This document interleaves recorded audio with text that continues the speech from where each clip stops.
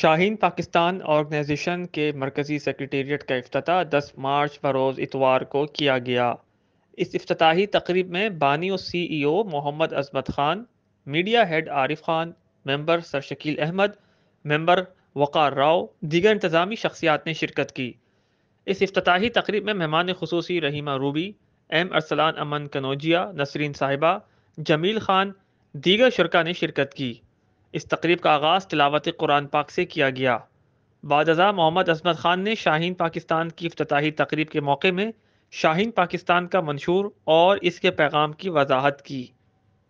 شاہین پاکستان ایک غیر سیاسی تنظیم ہے۔ یہ تنظیم علامہ اقبال اور قائد اعظم کے نظریات و فکر کے مطابق پاکستان کے لیے کام کر رہی ہے۔ ہم سب نے مل کر ملک پاکستان کے لوگوں کی خدمت کرنی ہے۔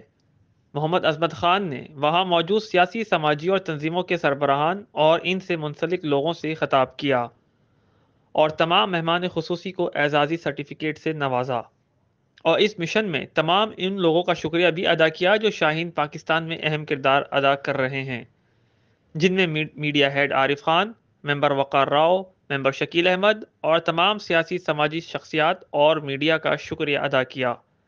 یہ تقریب خوشگوار ماحول میں اختتام پذیر ہوئی۔